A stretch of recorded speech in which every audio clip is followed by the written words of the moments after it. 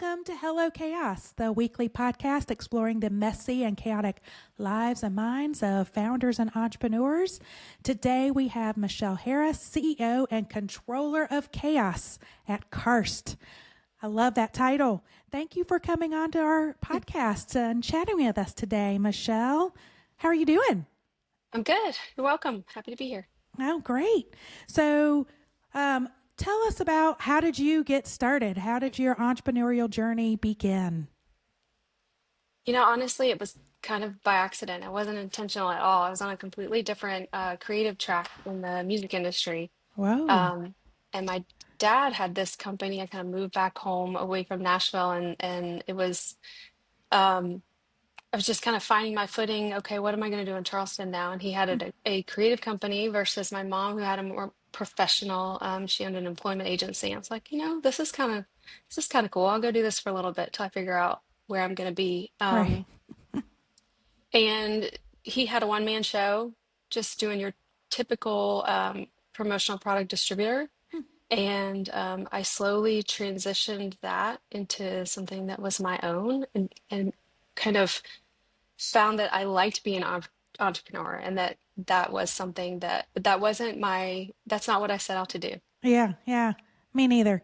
I'm like, I call myself a serendipitous entrepreneur of it just happened to evolve Yeah, the very opportunity. much. Very Um, much.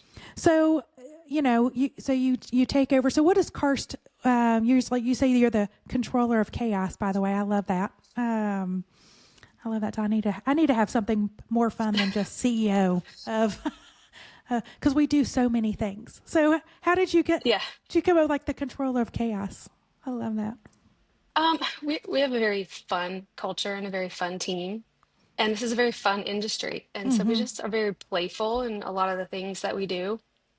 So we all have like our project assistant, she's a project wrangler. We just all have a fun title, and they felt like that really fit for me, That's especially. right. Well, people always have like the podcast is Hello Chaos because when we came up with the name, so many founders and entrepreneurs really responded to that name to go, oh yeah, we sit in chaos or we welcome it. We've got to attack it. We live in chaos a lot of the time. So We live in it. Yep. we live in it. That's right. Um, so what have you discovered about yourself during your journey? Here you left Nashville, which is fascinating that you were in the music industry, going back to Charleston, and kind of entering into this entrepreneurial space. What did you discover about yourself? I discovered that I really like being a leader more than I thought I ever would.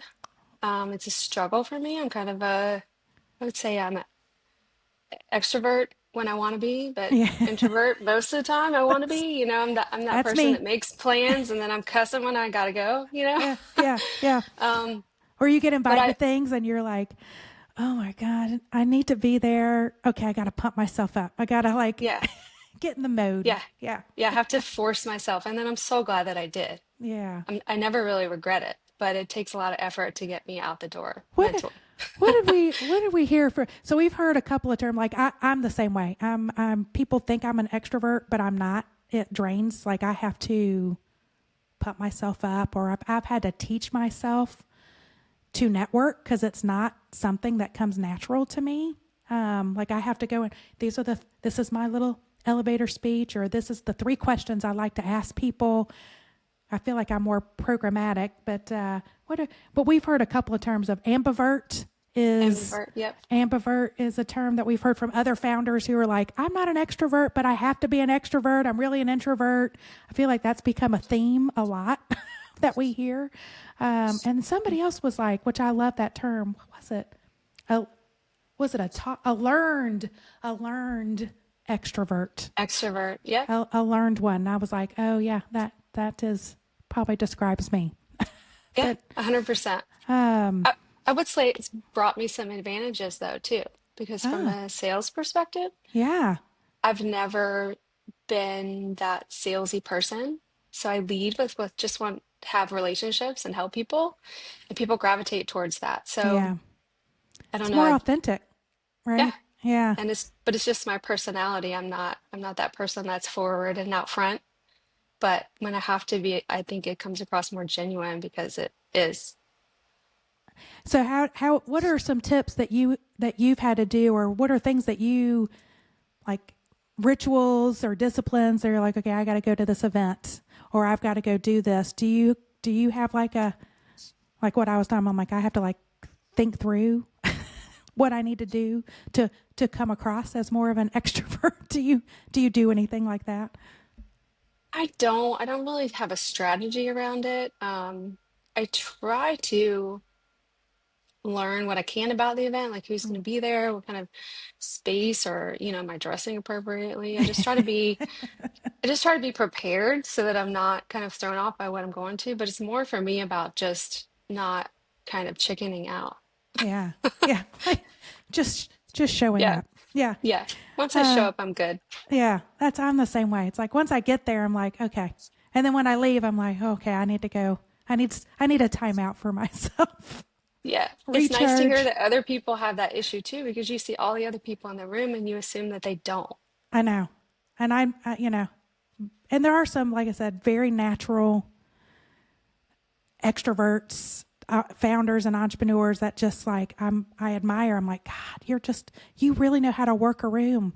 I don't know how to do that. I've tried to teach myself the last couple of years. Like I said, I'm like, okay, I need to go. This is what I've seen other people do, and this is where we heard from another founder of like, you have to be a learned extrovert of what's that programming, because I'm amazed when I go and watch people like work the room, or listening to them and how they sell and approach, and not really sell but more of just like building the relationships, and I'm like, oh my Mhm. God, I don't that just is it is not natural for me. And but I've worked on that over the last couple of years. This podcast I Yeah. started this couple of years ago was really kind of a default to like, oh, I like having conversations. It kind of gets me out of my comfort zone. And I find I really love the podcast. Maybe it's because I'm sitting in a studio by myself, um, but I like it. It's relationships and just learning about people, and I think in my own way, right? Yep. Um, so what have you found has been the most challenging? So, you kind of entered this, you're a CEO, you're a leader, you've grown this company. What's been the most challenging aspect? I would say for me, it's been people. I have learned kind of the hard way that that's our best asset. That's Yeah. that's the way to scale, that's the way to grow. We've kind of attacked it from all angles, just like everyone else does with Yeah. processes and things and vision. And we're really streamlining that here lately, going through EOS. I don't know if Oh, you're yeah, familiar yeah. with that process, but we're Very much so. going Yeah. through that process and implementing that. And that has just kind of made me understand even more so how our people are really our biggest asset. Mm. We're in the When I people business. transitioned, yeah, when I transitioned from hiring for skill versus personality, Mm. that was a big switch for me. So Hiring, for personality or hiring? yes, Yeah. Yeah. versus skill. Yeah. Yeah. That was our, I would say, an aha for me a few years ago of finding the right fit from an attitude personality of, Yeah. we can teach skill for the most part. There's some things a part of our business that we do need some good skills, but it's really attitude. They've got to have the right personality traits. It forced us, I don't know if you had to do this, well, with EOS, you probably, but to really uncover what are your values, and what are the type of people you need to be looking for? What characteristics and traits embody all that? I mean, did you? Right. Because EOS forces you to, like, you've got to Well, it's do that forced us, discovery. right, but that's been very recent. So I kind of was forced into discovering all that the hard way. Yeah, And then when you do hire a few people that really do care, And Yeah. they really do have the loyalty, and they really are in it to build and grow with you and kind of do whatever's needed and plug whatever holes are there. That's when you kind of see the difference in what Yeah. you did have and what you have now, and then you try to replicate that. That's right. And it's, I've talked about this with some other founders too. It's amazing when you bring that energy in to your team of it. It's not rocket like, it's like you just need people that give a shit, like care. I mean, the Orange Whip, is a media company, but I own a marketing firm, so it's in the, similar businesses as what Karst is. And we've got clients that we have to serve. And what we found is like, if you don't give a shit about the clients, that's like the number, like you've got to care.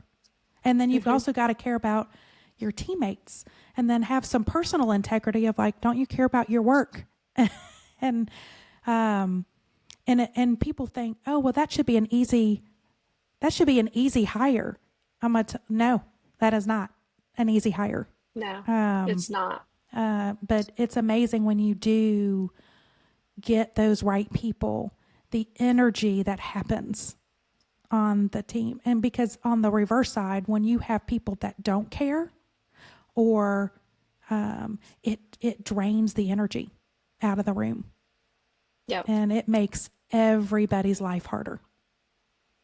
Yep. And I have been the worst at fire slow, fire fast. I'm saying, like, I know they tell you like, but you also want to go.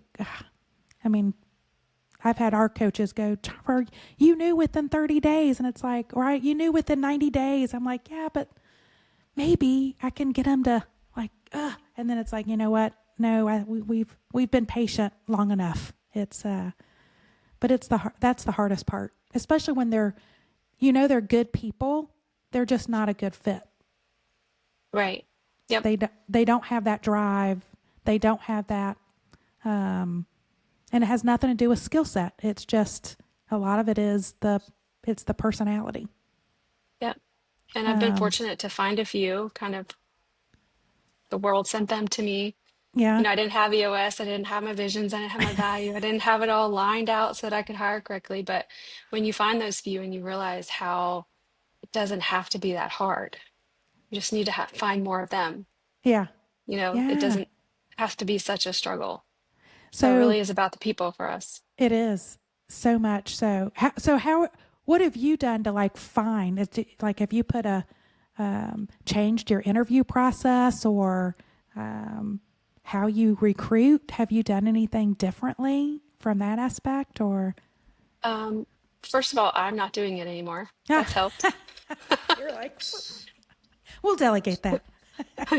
So, someone else on our team that is much more, she's just great at that, about finding people and having the conversations and being structured and being a little bit harder in what she's asking, and kind of her her approach, she's testing from every interaction. So when she puts it out there, she's texting people to get the phone call and seeing who responds fastest and Right. how they respond. And um, when they send a resume in, did they title it, or is it just, Yeah, some random? So all these little details are things that she's paying attention to that are important to us in our daily, communication skills, organization skills, that's but right. things that I wouldn't have thought to really pay attention to, especially at that stage. Yeah, So that's been helpful, just her approach, and she's found us some great people. it is amazing. We implemented. Was it about a couple years ago? We changed our interview process because we recognized very similar. Like we're bringing people in that just we need to weed out those that just don't have it. They're not a good fit. How do we test for that? So it was we changed our process to be like a 4-step interview stage process, because it's like if you can get through, we see you really want to work for us. We're just not a job that you're just looking to fill. So that was kind of the weed out we put in. And I'm going to give this tip you're hitting it, but a lot of founders, entrepreneurs, companies need to put these things in place, especially for our businesses that are marketing and communication and have clients, like if you care about how people communicate, written or phone or whatever, we had to put in little, you need to send your, we implemented like homework, because we wanted to see, it wasn't necessarily the answers. It was how they thought and how they could communicate in writing, and in a structure format, to see if they could follow directions. So even just like, this is what we need you to do, next step. And we had, very similar, like, did they send to this email that we instructed? We had so many that didn't, or never filled out the homework, or, it just weeded out. We couldn't get people to like the stage 2. And it self-weeded. Yep, And exactly. we're like, you know what? It's like it was a great first interview, but they couldn't even get to the step 2. They didn't want it. They're not a good fit. And, just to not, I think, we needed to be more unapologetic for having those processes because it's a lot, it's very time consuming and energy draining when you have the wrong people. Yeah. Yeah, we don't have it structured as much as you do, like step 1, step 2, Yeah. but there's all different touch points as far as different types of communication. Like I Right. said, she'll initially reach out by text to see how quickly we get a response, what that looks like. That's so Then there's smart. an email asking a few different questions. And, if we get the big long paragraph back versus the person that sends like the bulleted list, that's Right. like, okay, check, Yeah. very organized and straight to the point. Um, Yeah. and then Yeah. there's Capitalization and face to face. periods. Yeah. Or more Uh, recently, very clear AI. It's like that they didn't even modify oh, to be their own. well, We've seen some of that. yeah, I believe it. It's interesting. Like I talked to another founder, and the reason why we implement, because we heard that from a couple years ago from a smaller firm here in the upstate, and they're very specialized, and and they're a PR firm, and she was struggling with, I guess, or feeling guilty. Maybe she was missing out on good candidates. Because she posted something on LinkedIn. They had over 300 inquiries, but they only had 5 that actually followed the instructions. I believe it. And she was like, some of the ones that sent, these were amazing resumes and amazing, bios, and they would have been great team members. But she was like, but they didn't follow the instructions. And I was like, well, you put those rules in place, and but they found really much better candidates by sticking to what their rules were. So I think that's just like all founders, business owners out there, like, can't stress enough of stick to those rules. It will work out, right? Because you're going to self-weed. Yep. 100%. So, okay, if you had to sum up your journey in one word, what do you think your word would be? I would say gratifying.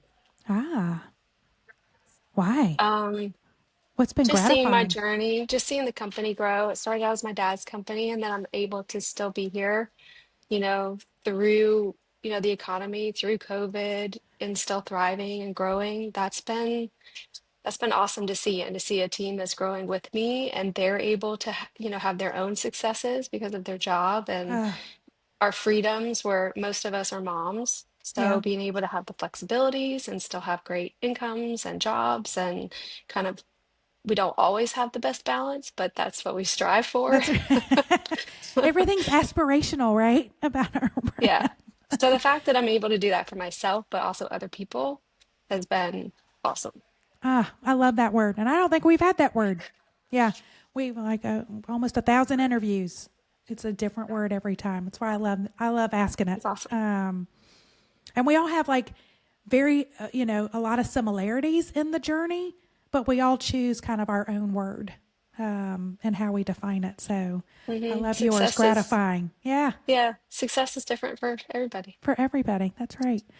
So, were there any myths or misperceptions you had about kind of running a company, scaling a company, kind of being that leader that you're like, oh no, this is not what I thought it was going to be? I mean, I think people from the outside looking in think it's just easy.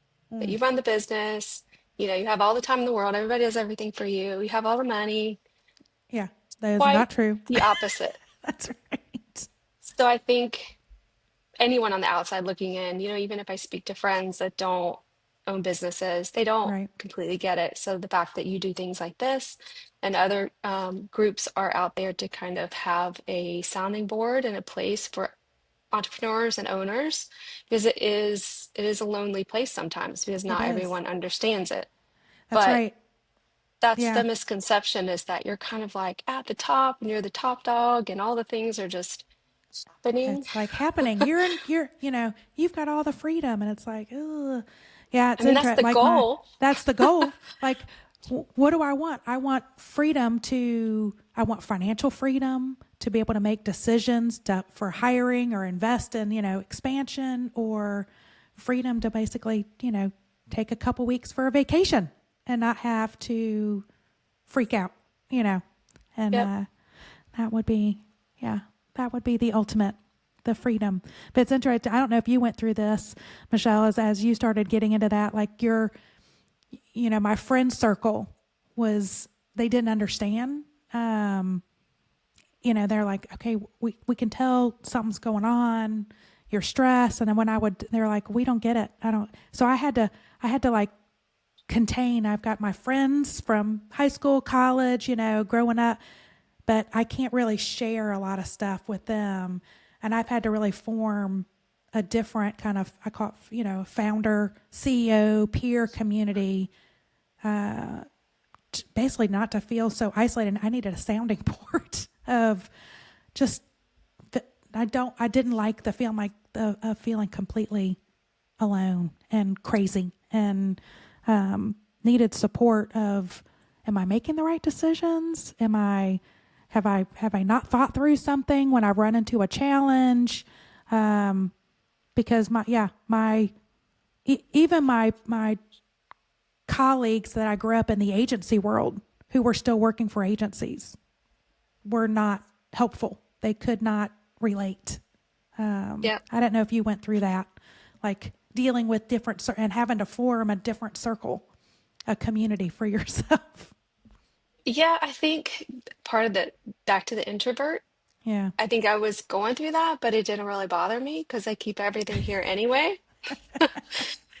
But more recently, I've kind of found that tribe of entrepreneurs, and I'm seeing the value in having the sounding board and having the other perspectives and the help. Um, but I definitely felt and saw, that you just don't share with those other groups of people because they don't really understand, and you don't want to right, be the downer, and you don't, so you just keep it. You don't right. really, That's right. you're talking about something else. So, but Or that didn't really, they're like, how's I the didn't see business? that. Yeah, I Great. didn't I didn't really see that as a negative. I don't think I really recognized it Hmm. until I had the opportunity to kind of have the other side of it. I was like, okay, this Yeah, is awesome. that was a big aha for me in 2018 when I found that tribe. I didn't know that I was missing it or didn't realize that gap until you were able to express. And I'm like, oh my God, this feels like I'm so thirsty for this. It feels Hmm. good. Yeah. Um, so what have you found, what have you discovered about yourself in your journey that was like a aha for you about like yourself personally? Um,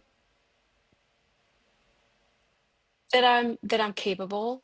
Mm, I being more introvert, quieter person, didn't always have the biggest confidence to kind of go out and do big things or do things, but um, I've had a lot of people behind me that are just like, just do it. Just do Yeah. it. And I've realized very recently, and I feel like kind of not too late, but I wish I would have figured it out earlier, that I'm just not scared. I'm just gonna freaking do it. And Yeah. if it doesn't land, if it's then we'll just deal with it.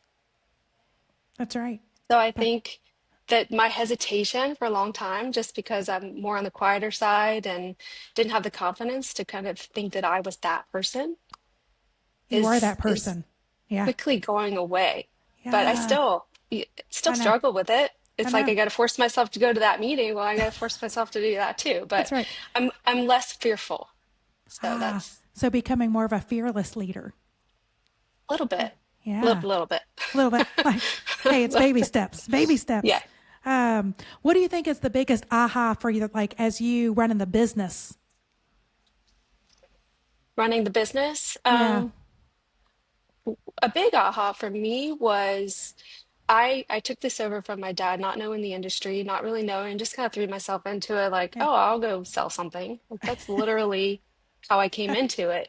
And he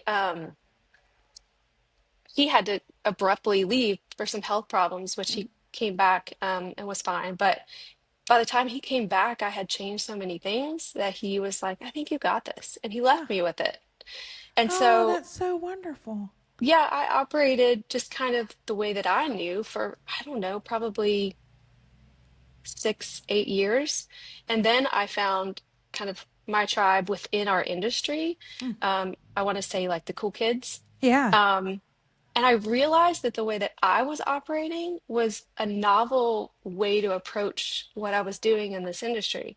Oh, So that that's was fan. very much an aha moment because I realized that I was already one of them and didn't know it, and I was already doing things differently and didn't know it. And Yeah. so that's what we've really kind of expanded on and scaled and what has made us different Yeah. because we're approaching this kind of commoditized industry in a much different way that makes it have a lot more value and significance for our clients. And I think that's a good lesson for, as a marketing person and a branding, it's like everybody, even if you're in an industry that has a sea of, like the commoditized, you're approaching it differently. There is some uniqueness that you've got to uncover.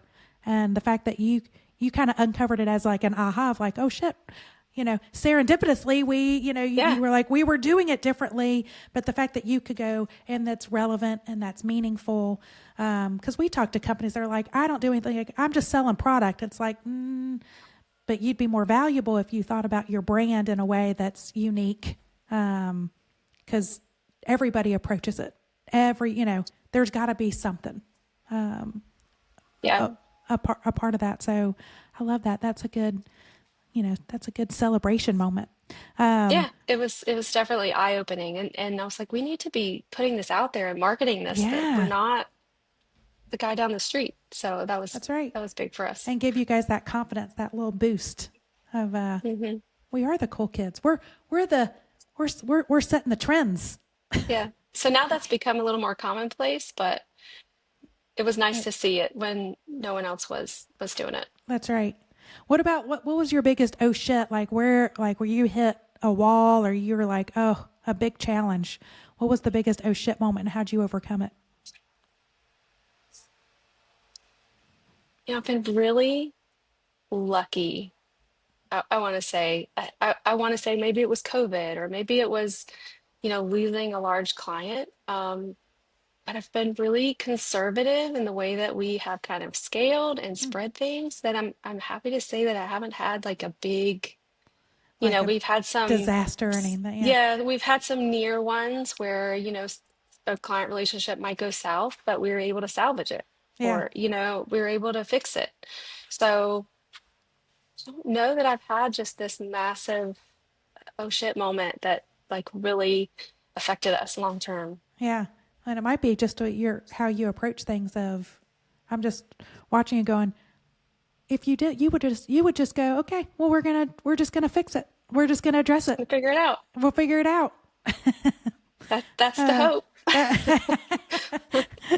um, if you if you could change two things about your business today, like right off the bat, two things, what would you change?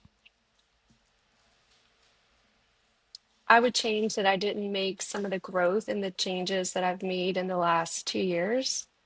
I wish I would have started some of these tracks that I'm on Mm. 15 years ago. Oh, Hindsight. yeah. Hindsight is always So 2020. I stayed small intentionally and had kids and kind of, grew a Yeah. family and I often look back and say, okay, I could go left or right, and I chose right. What if I had just pushed through and done left then? Yeah.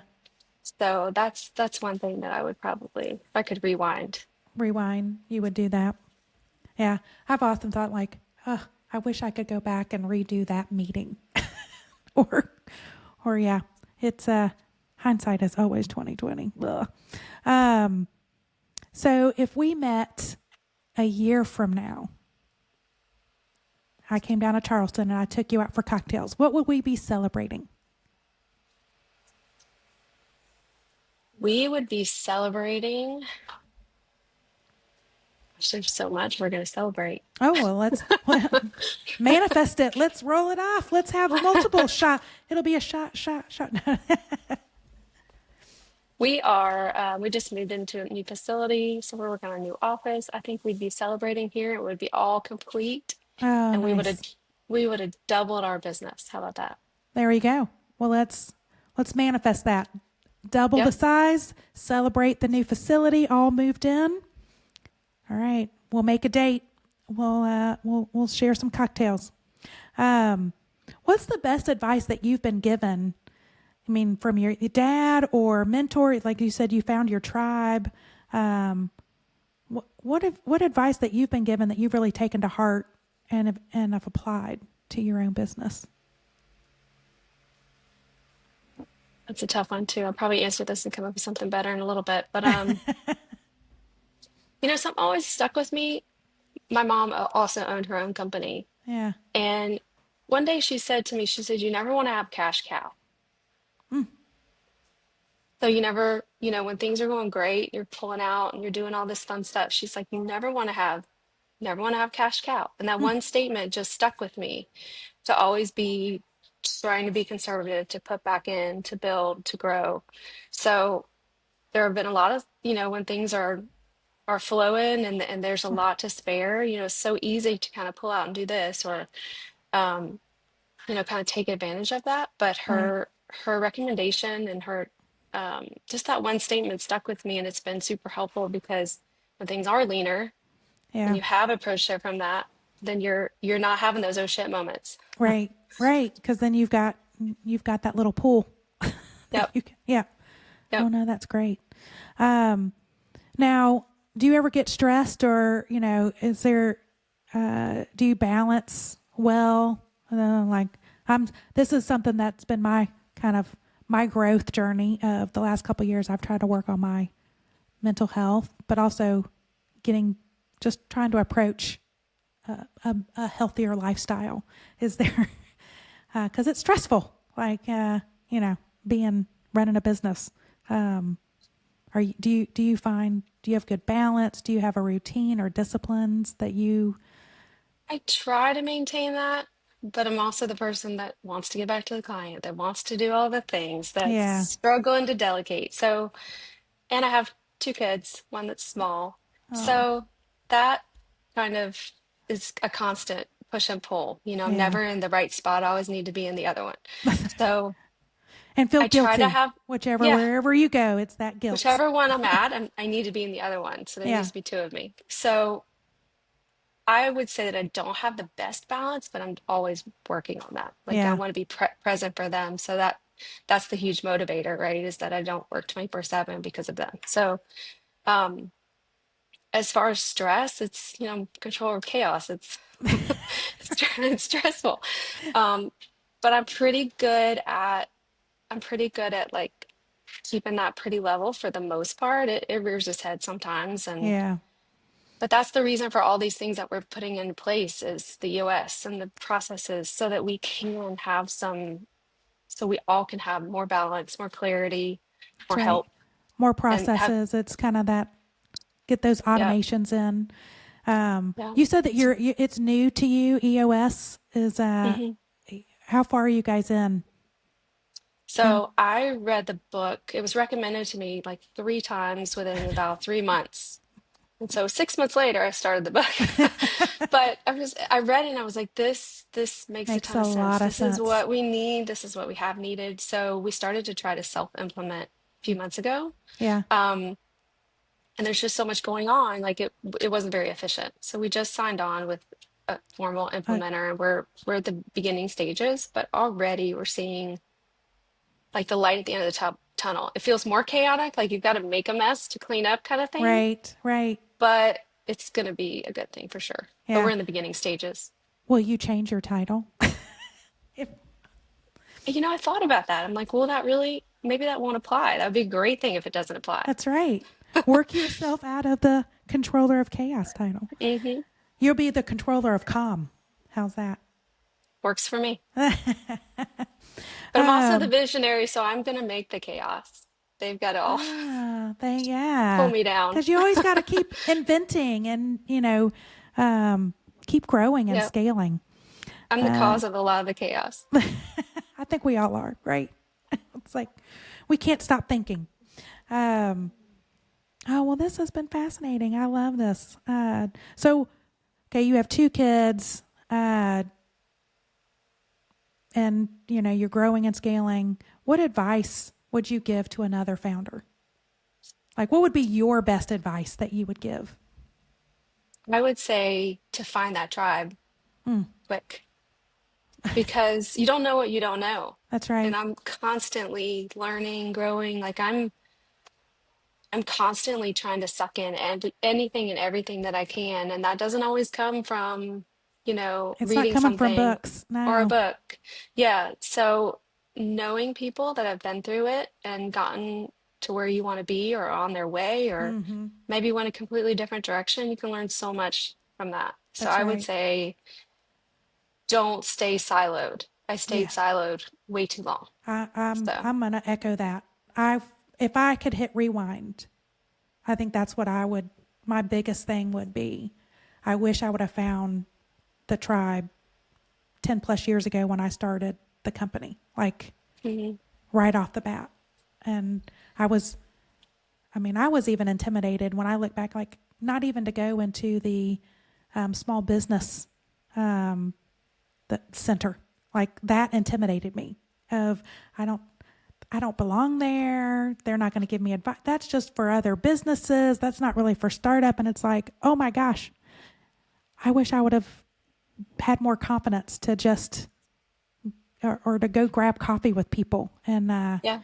and find the tribe. Because once you kind of find it, you realize from a founder and owner, entrepreneur community, we're pretty giving of our time. I have found there is, like, I know I do that if somebody calls or sends me an email, I will have coffee, cocktails, lunch with, I give my time to anybody that needs it. And I found that we all seem to have that similar trait of Yeah.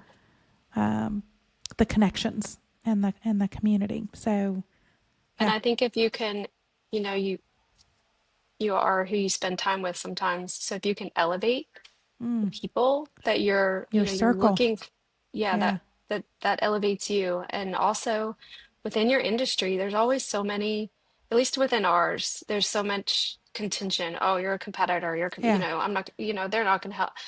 Once I found the people that actually got it like I did, there is none of that within that circle of people. That's And right. it's really cool thing to see. So I would say search that out within your industry because there are people that will help you. There are people That's that will be right. your friends. They won't look at you as a competitor. Like Right. there's enough for There's everybody. enough for everybody. And I can't echo because I've had people, other friends are like, oh, I don't want my competitors to come to this event. I was like, why?